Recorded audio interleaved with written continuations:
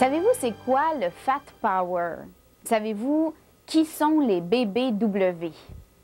Les BBW, ce sont les Big Beautiful Women. Et le Fat Power, c'est un courant de pensée qui prône l'intégration et l'acceptation des personnes obèses dans notre société. Vous vous en doutez probablement, les BBW et le Fat Power, ce sont deux concepts américains, deux concepts qui commencent à faire leur chemin au Québec. Est-ce que c'est possible d'être grosse et heureuse, d'être grosse et de se trouver belle? De plus en plus de Québécoises répondent oui. Et tant pis pour les diètes de fous.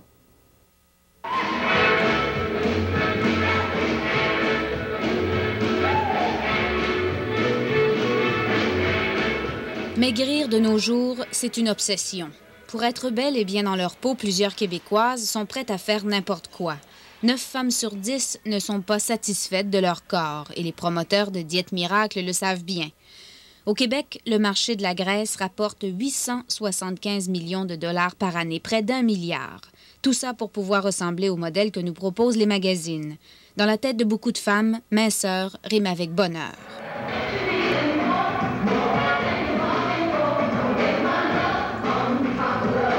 Yolande Picard a 35 ans. Elle pèse 250 livres.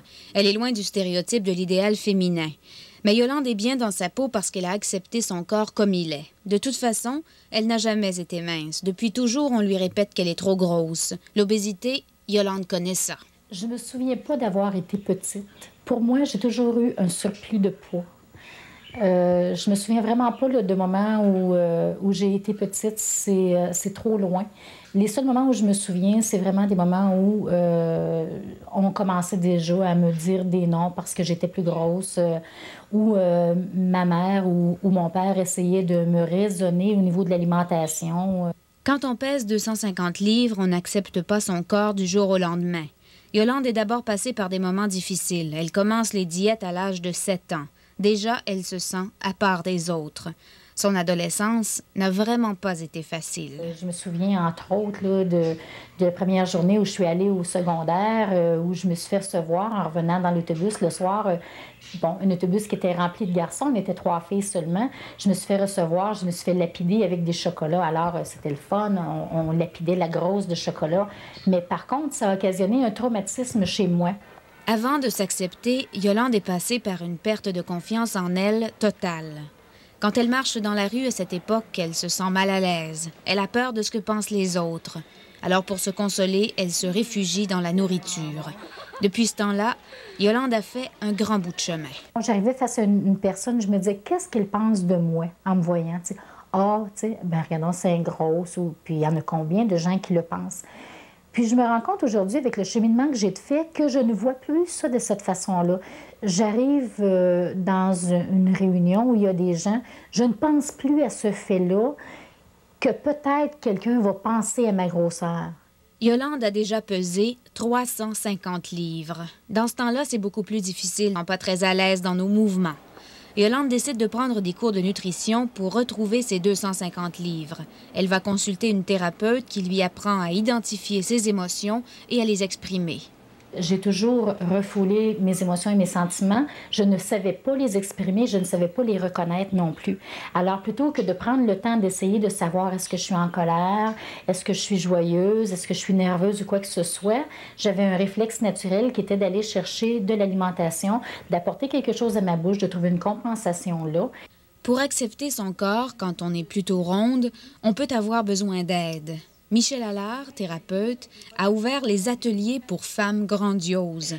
Dans ces ateliers, elle rappelle aux femmes que peu importe la forme de leur corps, elles peuvent s'aimer et avoir du plaisir. Aussi ridicule que ça puisse sembler, là, c'est d'avoir du plaisir, d'arrêter de se casser la tête avec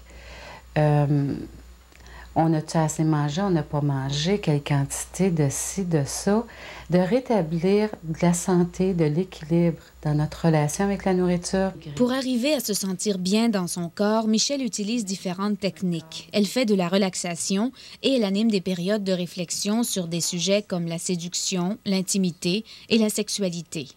Elle fait appel à l'imagerie mentale, une méthode qui aide les gens à changer l'idée qu'ils se font de leur corps. Commencer à grandir. grandir. Vous devenez extrêmement grande, vous vous rendez jusqu'au plafond. C'est pas un groupe de diète, c'est vraiment un groupe pour enfin s'arrêter, réfléchir à qui on est et commencer à amener de l'équilibre intérieur. Donc, ça a évidemment des répercussions importantes sur toute notre vie.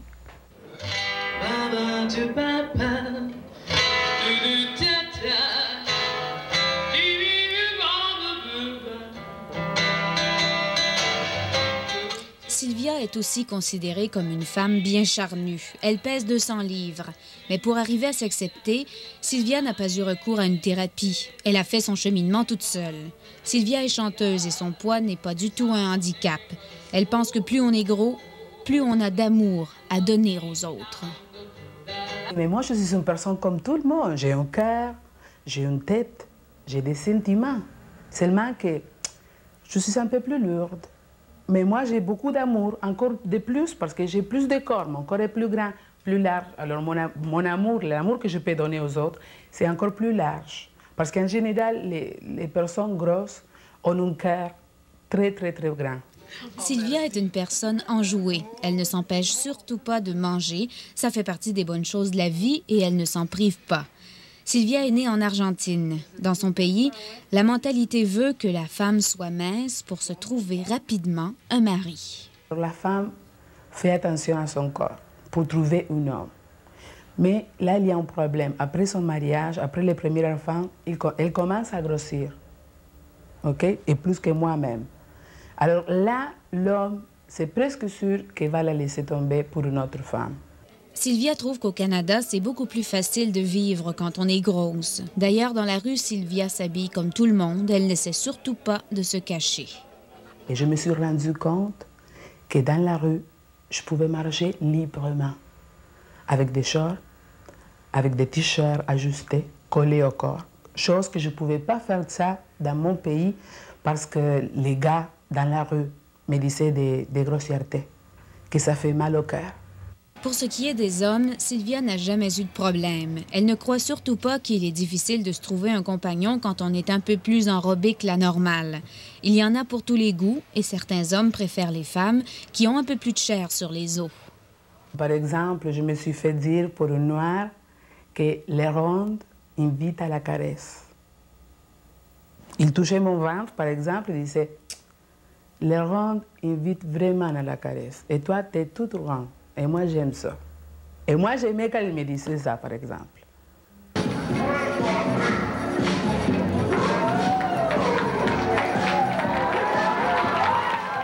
À Montréal, la mode pour personnes de taille forte est en pleine effervescence.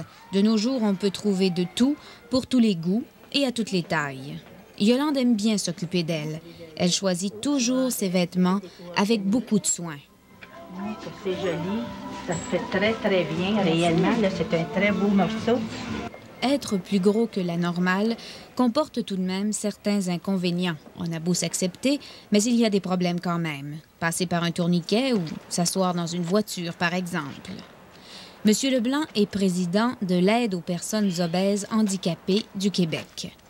Grâce à Monsieur Leblanc, depuis peu de temps, entre autres, les personnes obèses ont droit à du matériel hospitalier qui est adapté à leurs besoins. Des besoins aussi élémentaires que d'avoir une chaise roulante plus large et des vêtements adéquats. Parlons donc de ce qui est de plus fondamental. À l'hôpital, faire prendre sa tension artérielle, c'est quand même ce qui est le plus important. Et moi, ça me prend un brassard qui est conforme à mes besoins. Qu'est-ce qui n'est pas plus fondamental à l'hôpital que de se cacher le postérieur, pouvoir être à l'aise, une jaquette. Maintenant, on en a. Et avec ça, je pourrais me promener n'importe où. Et je suis abrié. Je suis à l'aise. Et ça me fait. Nous vivons aujourd'hui avec des obsessions de minceur. Selon Michel Allard, ça n'a pas toujours été comme ça. Aujourd'hui, on vit avec des stéréotypes féminins extrêmement maigres, pas minces, maigres, pas de ventre, pas de sein, pas de hanches. Alors qu'il y a 20 ans, il y a 30 ans, il y avait des stéréotypes beaucoup plus ronds, style Marilyn Monroe, où aujourd'hui, Marilyn Monroe, elle serait considérée comme étant grosse. En attendant que la société change, Yolande et Sylvia ont compris que le bonheur, c'est autre chose qu'un corps mince. Elles savent bien que leur corps ne correspond pas aux stéréotypes de la femme fatale des années 90, mais pour elles, l'essentiel, c'est avant tout de se sentir bien avec soi-même. Je pense aussi que quand on s'aime, quand on se sent bien dans sa peau, on peut le faire sentir aux autres. Parce que si on ne s'aime pas, les autres vont le ressentir aussi. Et moi, je m'aime et je me trouve très agréable. Et les autres aussi. Si vous avez des sueurs froides chaque fois que vous vous pesez, si vous trouvez que votre poids ne correspond pas avec ce que vous voyez dans le miroir, et si, enfin, maigrir est une obsession pour vous, eh bien, vous savez ce qu'il vous reste à faire.